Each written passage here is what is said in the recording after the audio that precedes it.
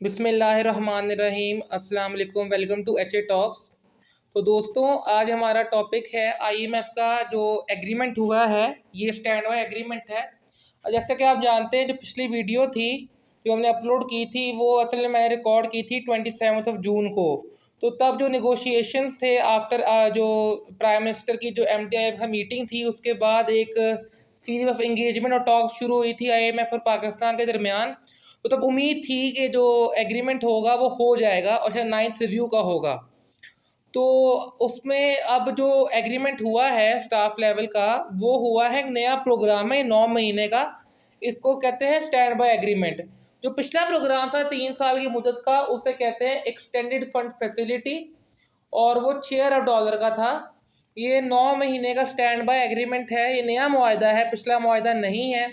और ये 3 अरब डॉलर की मालियत है।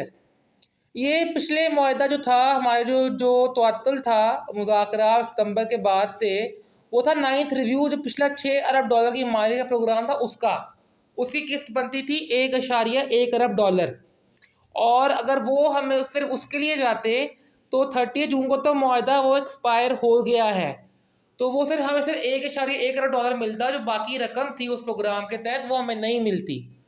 अब इस मुआहदे में जो ये एक अच्छी बात है कि $1.1 अरब तो वो किस्तों में मिल ही रही है, और साथ में $1.9 अरब की जो बाकी दो किस्तें हैं वो भी मिल जाएंगी। और ये 9 महीने मार्च 2024 तक है। जैसा कि आप जानते हैं, एक इलेक्शन ईयर है।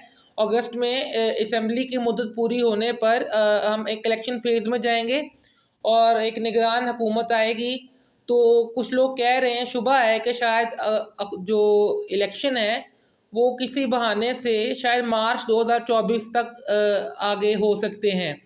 तो इससे ये होगा कि जो मुआशी बेयकीनी की सूरत हाल पैदा हो सकती थी, इलेक्शन में जाने से बड़ा ख़तरा था कि क्या होगा रिजर्व्स के बारे में, प्रोग्राम नहीं होगा, उस मुआशी जो बेयकीनी थी उसको ज़ायल हो गया। वो ये 9 महीने आराम से हम इस प्रोग्राम के तहत रह के, जो बाकी हमें जो सऊदी अरब और हमारे दोस्त ममालिक बरादर मुल्क हैं और बाकी जो वर्ल्ड बैंक है, एशियाई तरक्याती बैंक है, उस और जो एशियन इंफ्रास्ट्रक्चर इन्वेस्टमेंट बैंक है, इस किस्म के जो बैंक्स हैं और जो मल्टीलैटरल क्रेडिट इंस्टीट्यूशंस हैं दुनिया भर से, आईएफसी है, वर्ल्ड बैंक है, इस्लामिक डेवलपमेंट वो जो बैंक है वो है, इस तरह की जो हैं, उनसे हमें जो रकम हमने लेनी है कर्ज के, और जो कमर्शियल बैंक से लेना है हमने यूएई और चाइना के, वो भी हम ले सकेंगे। अब हमारा जो था गैर यकीनी सूरत हाल, उससे अब हम निकल आए हैं। उसका ये फ़ायदा है कि जो वो 9 महीने जो एक इलेक्शन फेज़ में था, कैसे चलेगा वो, निगरान हुकूमत कैसे चलाएगी, वो तासुर ज़ायल हो गया है। अच्छी बात है। अब हम अल्हम्दुलिल्लाह, हमने पहली वीडियो जो मैं सबसे पहले की थी उसमें भी आपको कहा था कि पाकिस्तान डिफ़ॉल्ट नहीं होगा। अल्हम्दुलिल्लाह पाकिस्तान डिफ़ॉल्ट नहीं हुआ और इंशाल्लाह हम उससे बच गए हैं। मगर इसको बचाते बचाते जो अवाम पे मज़ीद जो बोझ पड़ेगा, उस पर बात हमें कर लेनी चाहिए। वो ये है कि बिजली जो गैस है वो 50% महंगी होगी। ये जो खदोखाल निकले हैं इस मुआवजे का ये है। बिजली भी ₹4 से ₹8 यूनिट के दरमियान महंगी हो सकती है। ये इकट्ठी तो नहीं होगी, फेजेस में होगी और किस्तों में ये महंगी होगी, ताकि जो सर्कुलर डेट है, जो गर्शी कर्जा है पावर सेक्टर में, उसे कम किया जाए। वैसे एक तजवीज़ ये मैंने पढ़ा था, पिछले साल एक रिपोर्ट आई थी कि जो सरकारी मुलाजमीन हैं वो 5.25 अरब बिजली के यूनिट मुफ्त इस्तेमाल कर रहे हैं। उसमें वो भी शामिल हैं जो सरकारी मुलाजमीन हयात है, जो फौत हो चुके हैं, उनके बच्चे तक ये आगे जो फैसिलिटी है, सहूलत अब तक यूज़ कर रहे हैं। अगर हुकूमत कर्ज़ी कर्जा ख़त्म करना चाहती है, कम अज़ कम इन जो सरकारी मुलाजमीन मुफ्त बिजली इस्तेमाल करें, कम अज़ कम इनको जो मुफ्त की सहूलत तो ख़त्म करें ना, उससे इनको चार्ज करें पैसे। उससे भी काफ़ी हद तक आपका एक तो रेवेन्यू भी बढ़ेगा, उससे आपका गर्शी कर्जा भी कम हो सकता है।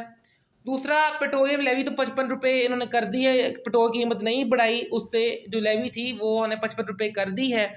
बाकी भी जो टैक्सेस तो लगने थे वो हमने लगा दिए हैं बजट के अंदर ही दोबारा तरमीम करके, तो वो भी मसला हल हो गया है। अब उसका असरात क्या होंगे?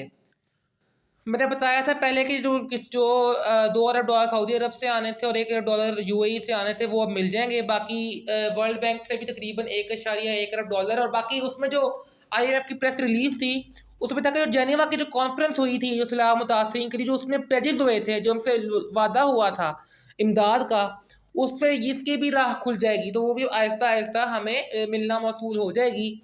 और ये इस मुआहदे की वजह से क्योंकि जो थी गैर यकीनी की सूरत हाल वो उसके बाल छट गए हैं, तो इसी जैसे ही आज स्टॉक मार्केट खुली है, वो ईद की ब्रेक थी और आज खुली है पीर को, तो उसने नया रिकॉर्ड सेट किया है और स्टॉक मार्केट ने आज एक दिन में 2446 पॉइंट्स का इजाफा हुआ है।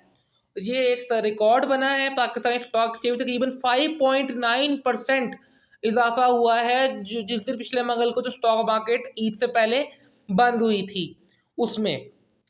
और इससे और अब डॉलर भी उम्मीद है किया जा रहा है कि ये इसकी रुपया है डॉलर मुकाबले में तगड़ा होगा और कुछ क्या है वो 70 तक जाएगा। जो मलिक बोस्तान है फॉरेन एक्सचेंज कंपनी एसोसिएशन के सदर, उनके मुताबिक 250 से 250 से भी नीचे जा सकता है। ये तो अभी देखेंगे कहाँ तक जाता है। मगर अच्छी बात यह है कि जो मौशी जो बेयकीनी थी वो उस छट गई है और अब हम इलेक्शन फेज में भी आराम से जा सकेंगे। अब वो अलग बात है कि देखेंगे कि इलेक्शन के बाद कौन सी हुकूमत बनती है, मगर उसको भी एक बड़ा आईएमएफ प्रोग्राम में जाना पड़ेगा। अगर ये नहीं पता कि जो पहले का जो कर्ज़ा हमारा है उसको रीस्ट्रक्चर करने के लिए उसके लिए वो जाएंगे या नहीं, मगर ये 100% श्योर है कि हम एक बड़े आईएमएफ प्रोग्राम में 2024 में जो भी हुकूमत आती है मार्च 2024 के बाद हमें जाना है। तो इसलिए और उससे जो भी ज़रूरी इस्लाहात करनी है जो नागुज़ीर हैं वो करना पड़ेंगी। अब देखते हैं वो कौन सी आगे इस्लाहात क्या कर पाएगी अगली हुकूमत। तो फिलहाल के लिए हमें ये अपडेट देनी थी आपको कि और बताना था कि आप पे असरात क्या होंगे। महंगाई ज़रूर बढ़ेगी, मगर ये है कि पाकिस्तान थोड़े बहुत जो इम्पोर्ट्स की जो पाबंदियाँ थी दरामदा पे वो भी खुल गई हैं। तो उम्मीद है कि हमारी जो माशी नमू है इस बार ज़रा पिछले साल की इस वजह से 0.29% थी, उससे ज़्यादा होगी। तो जी आज तक इतना ही। इंशाल्लाह जल्द आपसे मुलाकात होगी नए टॉपिक के साथ। तो तब तक के लिए जी अल्लाह हाफिज़।